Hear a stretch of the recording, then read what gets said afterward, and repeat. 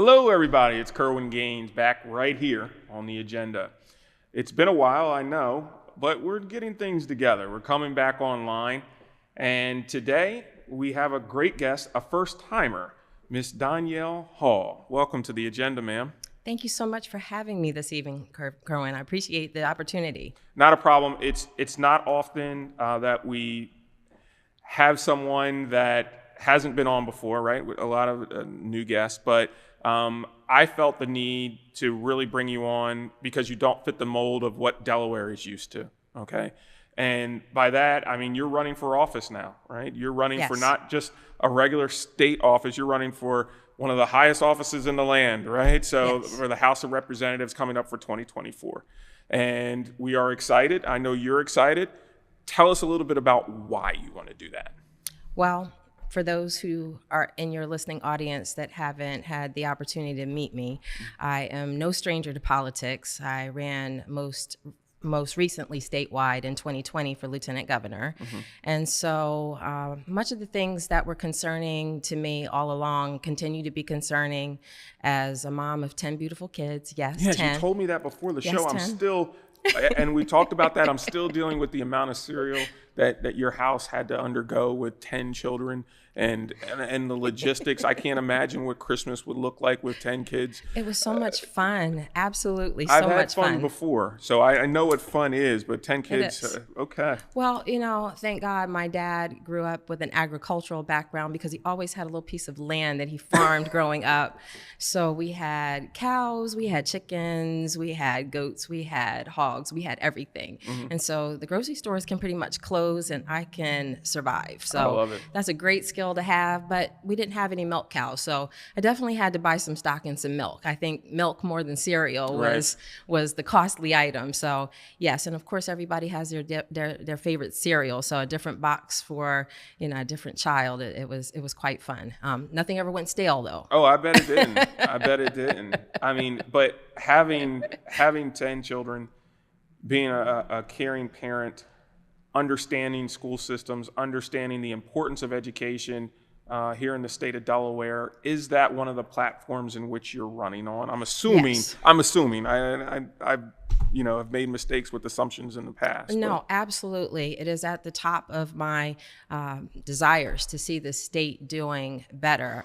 We have some very alarming statistics, actually. With this state being among the top in the nation, spending per child, we are achieving among the lowest. And the alarming statistic is that 4 out of 10 are on reading level, and 3 out of 10 are on math level. And so with that being the case, we have to look at something through a different lens and do something better. With my individual situation, I was raised here. My dad was stationed at Dover Air Force Base in 1973. I attended Cesar Rodney School District down in Dover, and I graduated in 1987, so I'm telling my age, I'm 53. And I've raised my children here in public education, so I've really seen the good, the bad, and the ugly of our education system. I know what works and what we could be doing better. And so with that being oppressed and with the woeful statistics being what they are, I think that that's a much necessary conversation all up and down the state of Delaware to figure out where we can do things that need to be done that give the parents the resources to get their children properly educated, put the resources in the hands of our teachers to be able to educate our children. So it's a very needed conversation. So what is it? I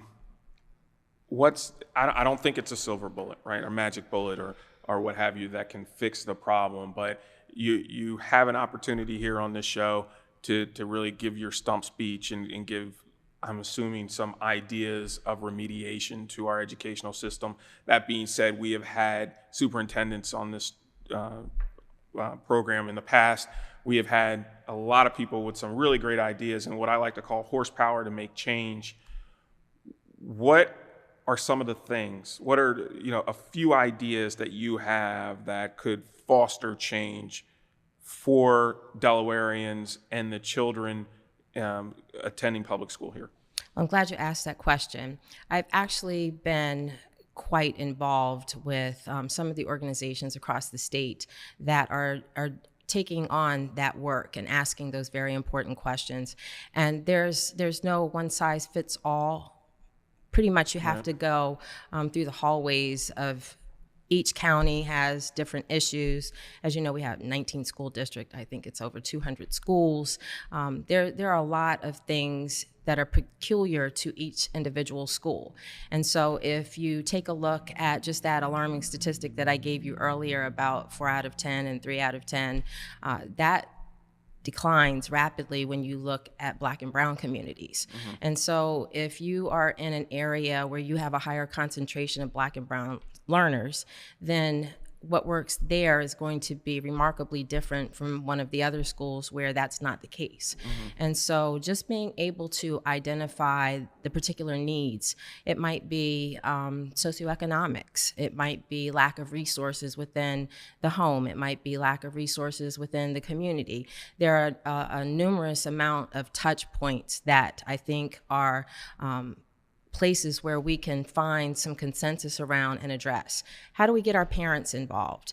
How do we bring awareness to the community that there are resources that can partner with families that may be struggling with resources? That, to me, has always been the more pressing issue about how do we address these problems.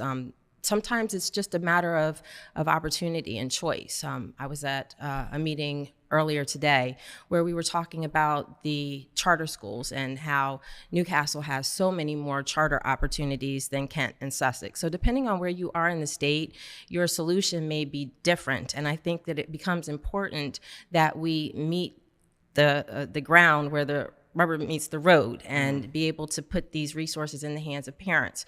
I know some people are not wildly crazy about vouchers and those kinds of things. There's conversations about, do we take the money out of the public school system to allow people to take vouchers to go and find, a solution that fits, that's ideal for a parent. You might be a parent that wants to homeschool your child. I was in a unique position recently where I did that. And, the amount of money and the time and the consumption and the resources become very limited when you have to pull from your own resources. So there are programs that are working across the nation already where we have education spending accounts, and those dollars will allow for there to be other things that can be brought into certain situations and circumstances. And my end game goal is to equip families with the most options to be able to get their children properly educated in the state of Delaware. I think that's great. So what feedback are you getting? I know at this part in your campaign, you're probably doing a lot of door knocking, talking to a lot of people in diners and wherever you are, and having those meetings. But what's the feedback? What's the pulse of people? I mean, and not just the Republicans, but also the Democrats that are coming to you and asking questions, and the votes that you're trying to win. What are you hearing?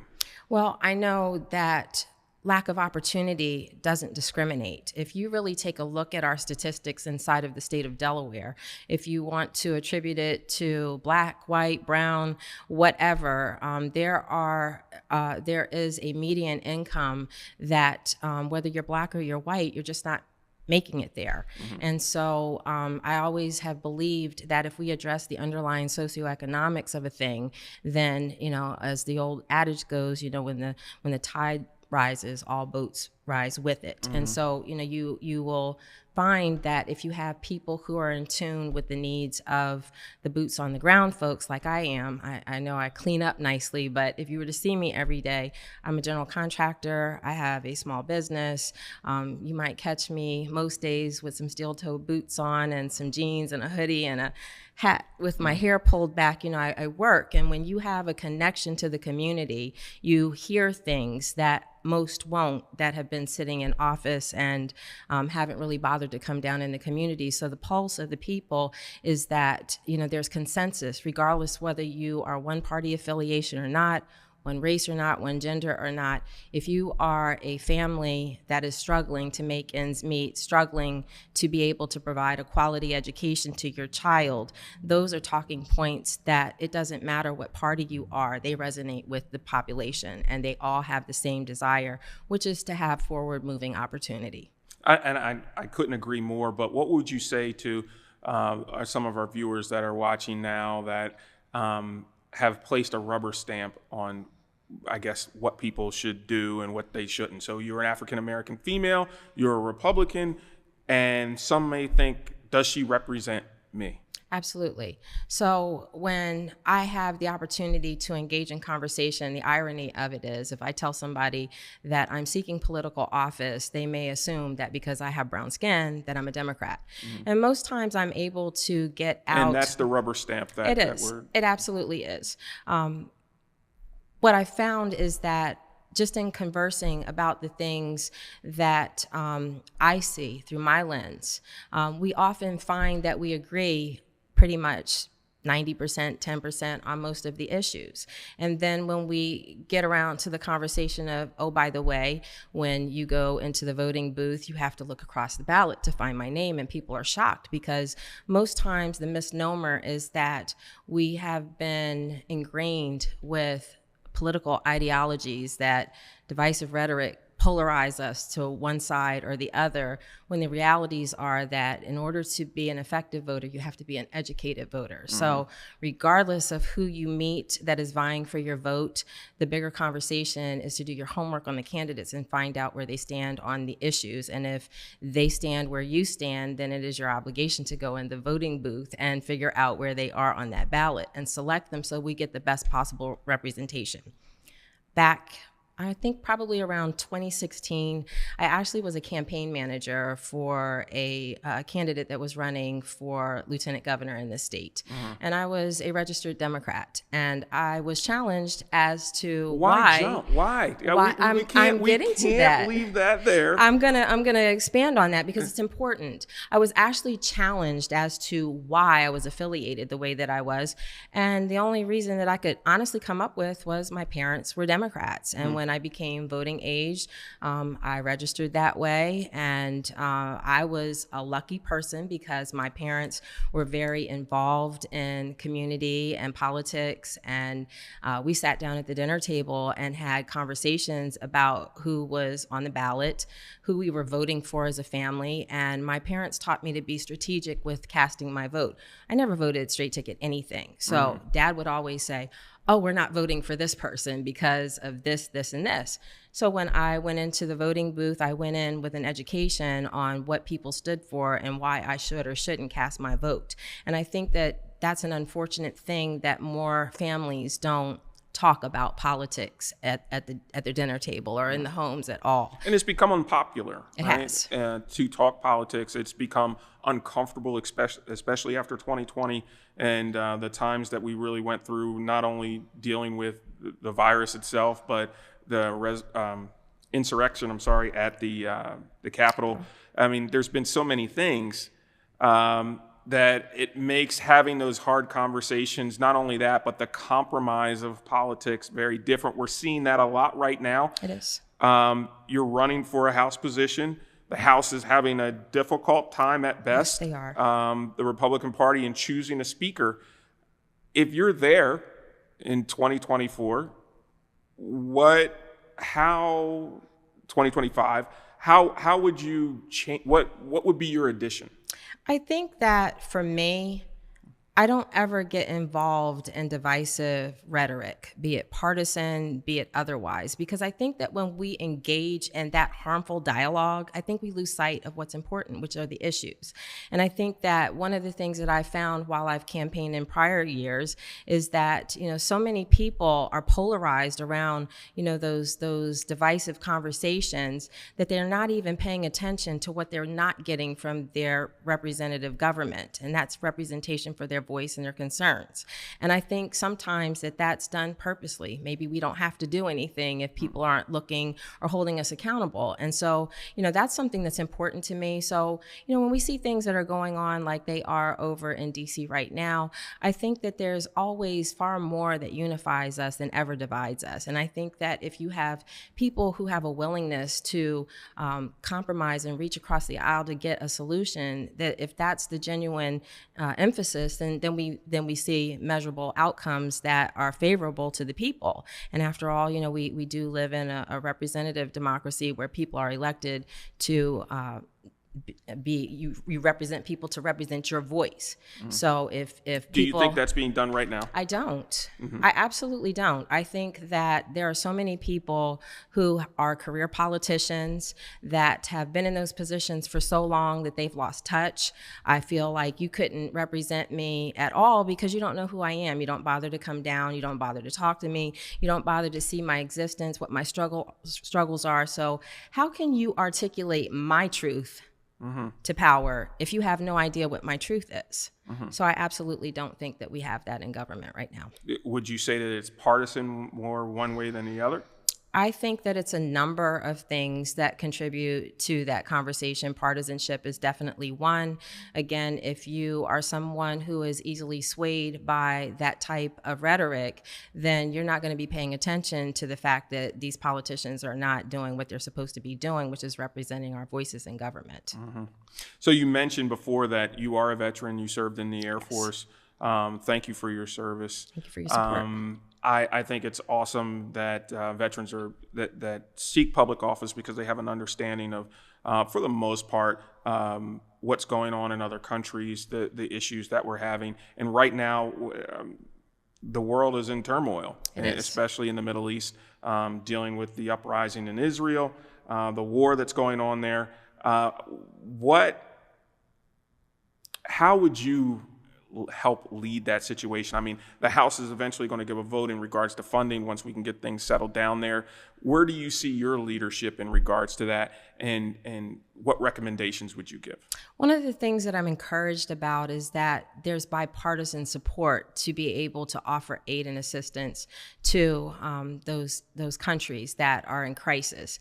And so I'm actually warmed in the heart at the fact that, we're not bickering back and forth over partisan issues in that regard. So I'm encouraged to see that. I would like to see us get to a place not only that, we have a speaker to be able to move business forward in Congress.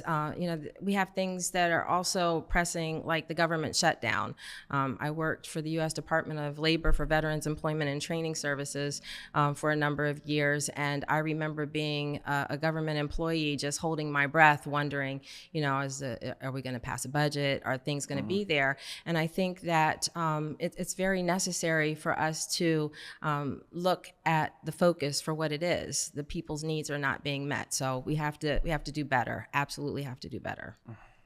So how do you feel? I mean, I think it's great, again, with your veteran service. What are some things that you would do to reach out to veteran issues, not only here in Delaware, but throughout the United States? This is an emotional issue for me. My father retired in the Air Force. He was a Vietnam veteran.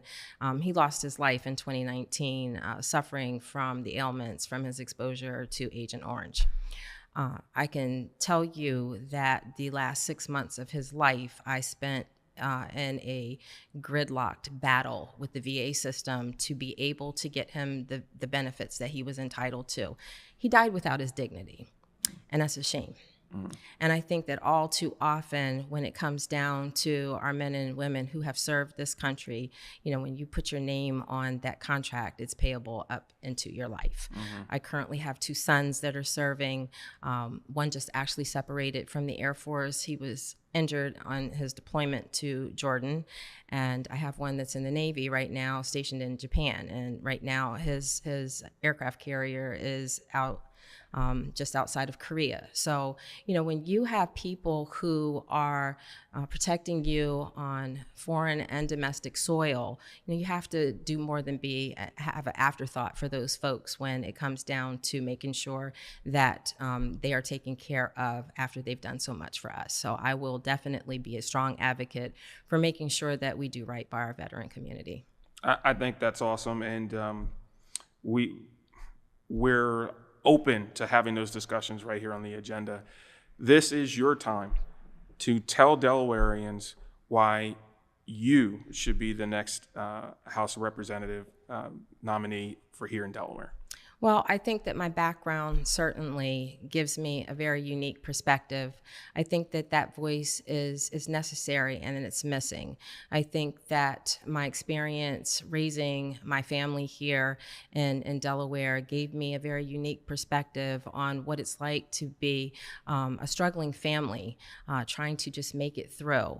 I have, when I first came back to Delaware in '97 after my period of service, I was in public housing. I had to fight and scrap to buy my first home. I had to fight and scrap to open my business. I had to fight and scrap to get, my education done. Everything has been a grind here. So when it comes down to failed policy, that's not something that's just unique to Delaware soil. These are things that working families deserve to have a voice across this country. And I think it's very absent. I think with there being, such an inflation in our economy, that people are struggling more now than ever. And I think that folks who have a business acumen like myself, I have a master's degree in business with a concentration in finance, we can unearth some solutions. And I think being able to identify the problem, come prepared with a solution, and then an implementation strategy that you put into effect. I don't believe in talking a thing to death, for sure. And I'm sure,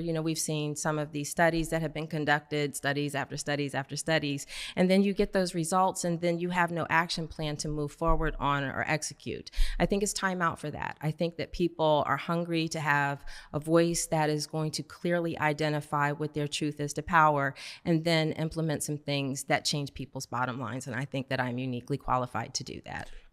It sounds like you are, and I look forward to future conversations with you. But you brought up a good point. I'm not going to let you go right yet. You brought me right back to the economy. I mean, inflation is high. It's not as high as it's been in the 70s. I did a little research on that a couple nights ago, but it is still high nonetheless. People are maxing out their credit cards to fill in what I like to call the gap from what their paychecks don't make to what they need to make. And it's accumulating. It is, absolutely. And it's getting higher and higher every day. I don't feel that our job market is where we need it to be. I understand what the Department of Labor statistics is telling us. They're telling, things are okay, we're fine. I'm just noticing things as being in the job market myself and understanding what's going on and how things work. It's not as strong as we would like for it to be. I think some of that has to do with education. I think some of that has to do with people just can't borrow the money to in business to do the things that they used to do, right? So now businesses, instead of doing it with 20 people, are now trying to make it work with 5 because the cost to finance to borrow is so much higher, and it's a house of cards. It is, right? absolutely. It goes on and on and on. So I'm sure that in your meetings that you have with people and in those diner conversations or kitchen table conversations, people are saying, hey, look, I can't make it work right now. And they always are looking at people that hold office, that are running for office for that answer, rightfully so to a certain extent. So that with that being said, what is your response to that? Well, Kerwin, we could have a whole other segment just on the economy and the economics. I'm going to try and condense this in a bite-sized chunk. I understand. The long and short of that answer is we had a press to raise minimum wage to $15 an hour. And when that conversation was going on, I understood what the goal was for that, to give people more disposable income. But the realities of it from an economic standpoint was that those employers that now had to eat that expense of the $15 an hour passed that along to the consumer in higher costs for goods and services. So at the end of the day, did we really win for that? Absolutely not. It ended up being the same, if not a negative equity for most people, because even though they said, we're keeping pace, I actually think that when they were gouging my wallet for a dozen eggs about a year ago, I thought to myself, how is that even an accurate reflection of, this increase to pass on this cost to the consumer? It was gouging. And so, we've set people back immeasurably heavily with that, with small businesses. There was funding that was finally available to me as a small business that I basically had to come prepared to leverage my house for to be able to get a loan from the SBA. There are more stringent requirements now for small businesses to access working capital. The sad reality is here in Delaware that over 40% of our small businesses closed permanently during COVID. How do we revive an economy that had all that influx of stimulus money that was spent foolishly, recklessly, and now, we're paying for that on the back end. A lot of people thought that money was free. It was not free. And we are paying for that now as a nation, trying to recoup where we are now. So we're in a terrible deficit. It's going to take some very strategic thinking, some outside the box thinking to be able to move us forward in this very hostile economy. And I think, again, when you have people who are uniquely qualified with a business acumen, those are the people that you need to have making the decisions where money and authority and decision making are concerned. Yeah, I would disagree on a few things. All right, so I believe that as we're moving forward, and we were in a very difficult state at the end of 2020 due to the pandemic, we had to do some very creative things to make sure that the economy kept moving forward. We are seen as a leader not only throughout the world, but the global economies that are a part of that, and it was important to stand America up, and I think that's what we did. I can't say that all the stimulus money was spent frivolously, right? Absolutely. A lot of that money went to stand up a lot of great programs to keep things going, to support the overall dealing with the pandemic and how it affected Americans in their homes and their health and so many of those other things that we could talk about night to night, but throughout the night, excuse me. But it is important that we don't let little things stand in the way of regaining our foothold of our economy. Absolutely. I think that a bipartisan House is one of the best ways that we can, especially with our uncertainty in the global community right now of how we will stand from a defense standpoint. I find it very, very important, and it seems as though we get a lot from the right as far as rhetoric goes in regards to our economic standing and what things have happened in the past and how things are going. But I mean, let's be clear, it was a bipartisan House that helped pass a lot of that legislation. So we can't point the dirty end of the finger. stick. Right. Absolutely. Right. There's enough shared blame to go around, and for certain. And let me make a correction. When I said the misspending of the stimulus money, I wasn't talking about the stimulus money that was funneled into our businesses and our infrastructure. I'm just saying that, some people that personally benefited from some of the stimulus money, Right. They didn't do well by their money. And so instead of maybe doing some things more strategic to prepare for the rainy day in their own life, maybe they didn't do things that they needed to do on an individual basis. But I absolutely 100% agree that the stimulus money that was put into place to help small businesses, much necessary. I benefited tremendously from that, from my own business, and I think that was money very well spent. I'm just saying that, possibly that we could see that maybe putting out some of those funds had an economic rebound that has kind of positioned us where we are now too, because we're having to pay for those extra things that were passed along earlier by those decisions. So, there's always, a consequence for our decision making. And even though some things are well-intentioned, sometimes they don't always pan out the way that we want. And, it's the good, the bad, and the ugly of politics and government. You have to try some things to figure out what you got to back up and do and fix. So I think that we just have to kind of circle the wagons a little bit and come back and clean up some things and make some corrections, some course corrections that will benefit the working family. Yeah. So how are you holding up through all this? I mean, we talked about your family of 10. We talked about your business and all the things that you've had to do to keep things going. How are you as the candidate are holding up? Is the stamina there, or we're going to be okay?